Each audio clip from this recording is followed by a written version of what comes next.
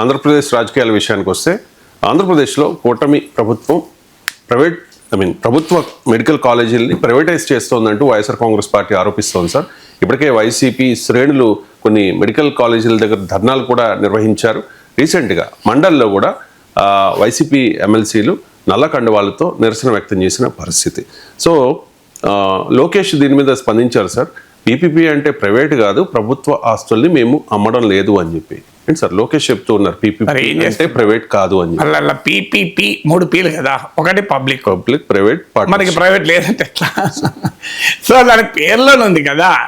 పోనీ దాని public partnership అనండి. మీరు పబ్లిక్ ఏంటి, what are the second P stand for? Lokesh గారు చెప్పాలి కదా, ప్రైవేట్. సో మరి ఇక ప్రైవేట్ లేదంటే ఎట్లా? దానికి నాకు అర్థం కాని అంశం. సో దాంట్లో క్లియర్గా అమ్మడము అనేది పాయింట్.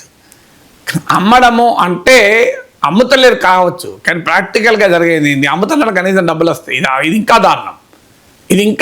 ఎందుకంటే ఇప్పుడు మీకు టోల్ గేట్లు ఉంటాయి చూడండి, అది పబ్లిక్ ప్రైవేట్ పార్ట్నర్షిప్ లాంటిదే. అంటే ఏం చేస్తారు, వాడు రోడ్ వేస్తాడు కాంట్రాక్టరు. ఇక రోడ్ వేసి 40 ఏళ్ళు 30 ఏళ్ళు టోల్ వసూలు చేస్తూనే ఉంటాడు. ఆ రోడ్కి ఎంత ఖర్చు అయిందో మనకు తెలియదు.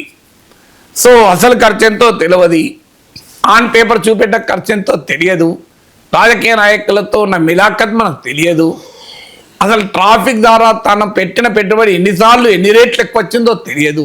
మనం టోల్ కడుతూనే ఉంటాం కదా. ఇది మన public private partnership classic example కదా. మీకు ఇంకొక ఉదాహరణ చెప్తాను.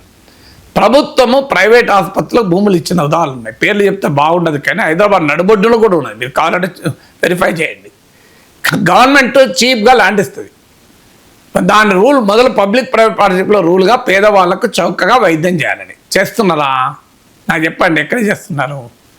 సో పబ్లిక్ ప్రైవేట్ పార్ట్నర్షిప్ అనేది థియరిటికల్గా చూస్తే ప్రభుత్వమే అన్ని పనులు చేయలేదు కనుక, ప్రైవేట్ వాళ్ళే అన్ని పనులు చేస్తే లాభాపేక్ష ఉంటుంది కనుక, ప్రభుత్వములోని ప్రజా ప్రయోజనము, ప్రైవేట్లోని లాభార్జన, ఈ రెండింటి మధ్య బ్యాలెన్స్ చేస్తూ ప్రభుత్వ ప్రైవేటు భాగస్వామ్యం అంటే. కానీ ఇది పూర్తిగా సొల్యూషనా?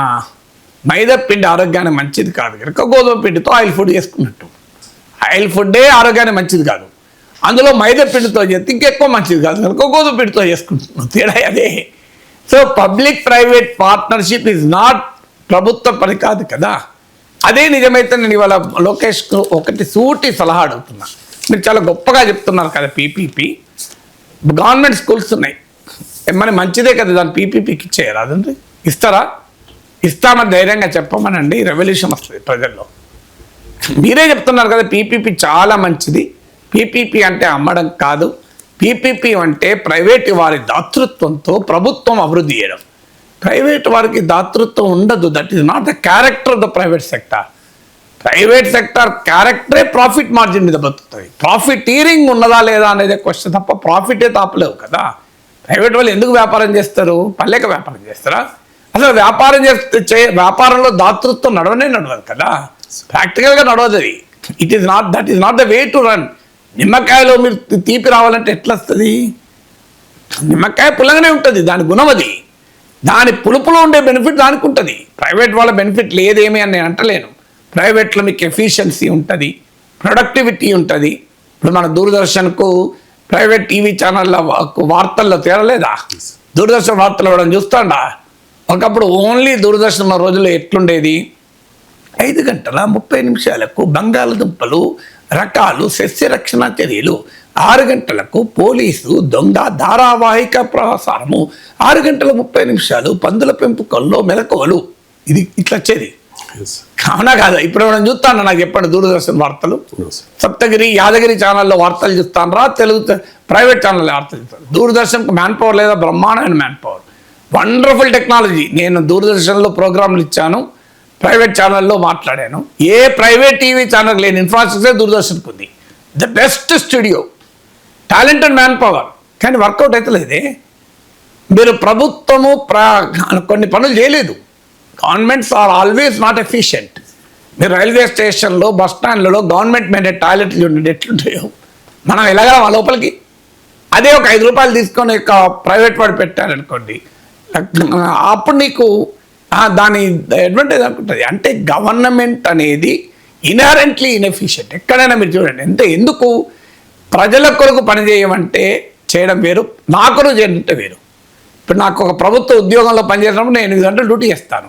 అదే నా సొంత వ్యాపారం ఉందనుకోండి, 15 గంటలు చేస్తాను, 16 గంటలు చేస్తాను. అంతే హ్యూమన్ టెండెన్సీలోనే ప్రాఫిట్ మోటివేట్స్. అంటే ప్రాఫిట్ అనేది నేరం కాదు, ప్రాఫిటీరింగ్ నేరం. అంటే లాభాల కొరకే అన్యాయం చేయడం నేరం, లాభాలు నేరం కాదు. లాభాలు ఎట్లా తప్పేమవుతుంది? ఇప్పుడు రియల్ ఎస్టేట్ కంపెనీ ఉంటుంది, ఇండ్లు కడతారు, వాళ్ళ ప్రాఫిట్ చూసుకొని అమ్ముతారు, నేరం అది. అదే లేకపోతే డెవలప్మెంట్ ఎట్లుంటుంది? కానీ 50 లక్షలు అయ్యే ఇల్లును ₹1,00,00,000 అమ్మి అడ్డవులుగా పరిస్థితి లాభాలు సంపాదించుకుంటూ నేరం. కానీ ఆ పరిస్థితి రియల్ ఎస్టేట్లో ఉండదు అనుకోండి, పోటీ ఎక్కువ ఉండడం వల్ల.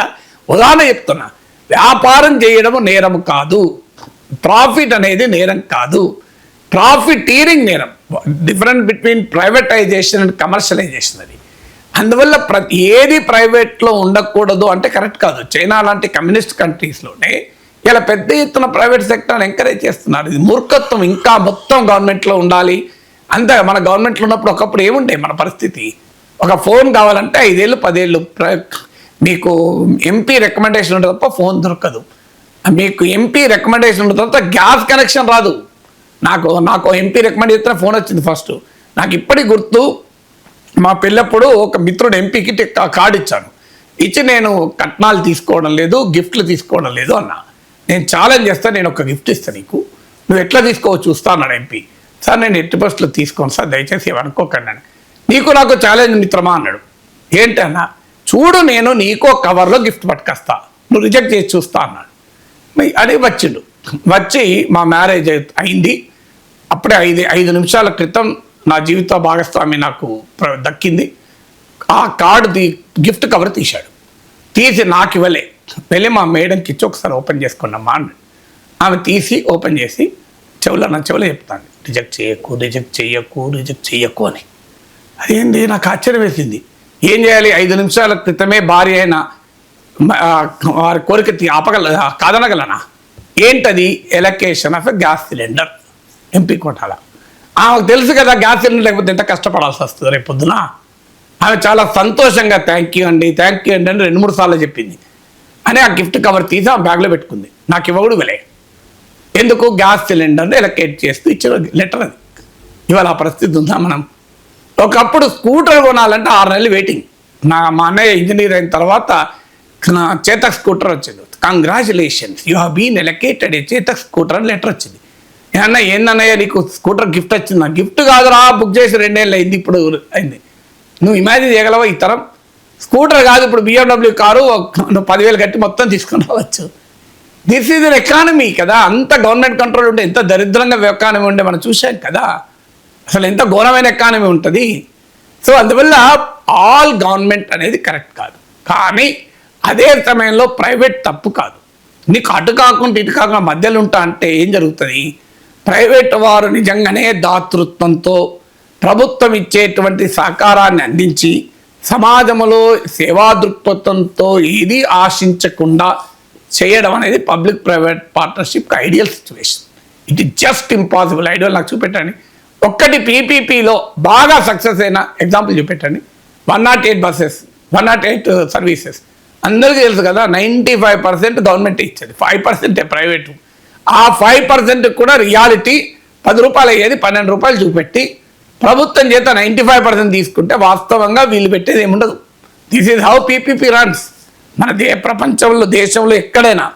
So you do it in public sector, do it in private sector. Public సెక్టార్లో కొన్ని ఎడ్యుకేషను, హెల్త్, ట్రాన్స్పోర్టు ఇవి పబ్లిక్ సెక్టార్లో ఉంటేనే ఎఫిషియెంట్గా ఉంటాయి. ఎందుకంటే ఇది లాభాలతో నడిచే రంగాలు కాదు. పిల్లల చదువుతో లాభాలు సంపాదించలేము, ప్రజల ఆరోగ్యంతో లాభాలు సంపాదించలేము, ప్రజా రవాణా లాభాలతో కాదు. సో సర్టెన్ సెక్టార్స్లో ఖచ్చితంగా గవర్నమెంటే ఉండాలి, సర్టెన్ సెక్టార్లో ఖచ్చితంగా ప్రైవేటే ఉండాలి. మనకు అన్ఫార్చునేట్లీ ఏంటంటే గవర్నమెంట్ ఉండాల్సిన చోట ప్రైవేట్ వాళ్ళకి అప్పచెప్తాం, ప్రైవేట్ వాళ్ళు ఉండాల్సిన చోట గవర్నమెంట్ వచ్చి అనవసరంగా నాశనం చేసి పడేస్తుంది. గవర్నమెంట్ చేయాల్సిందేమో ఎఫిషియెంట్గా చేయదు, ప్రైవేట్ వాళ్ళకి ఇస్తుంది. ప్రైవేట్ వాళ్ళని పనిచేయకుండా కొన్నిట్లో గవర్నమెంట్ దూరి అనవసరంగా ఇబ్బందులు పెడుతుంది. అందువల్ల have a honest debate. Public private partnership వల్ల నిజంగా ప్రజలకు ఏ రకంగా లాభం కలుగుతుంది? ఉచితంగా ఆ వైద్య కళాశాలల అనుబంధ ఆసుపత్రుల్లో చికిత్సలు దొరుకుతాయా చెప్పండి? ఉచితంగా దొరుకుతాయి. ఉచితంగా దొరకనప్పుడు ఉచితంగా అయితే ప్రైవేట్ వల్ల లాభం రాదు, డబ్బులు తీసుకుంటే ప్రజల మీద భారం. రెండిట్లో ఏదో ఒకటి అవుతుంది కదా. రెండు కాబట్టి ఎట్లా ప్రైవేట్ వారు తీసుకుంటారు, లాభాలు లేకపోయినా ఉచితంగా సేవలు అందిస్తారంటే అది ప్రాక్టికల్గా జరుగుతుందా నాకు చెప్పండి?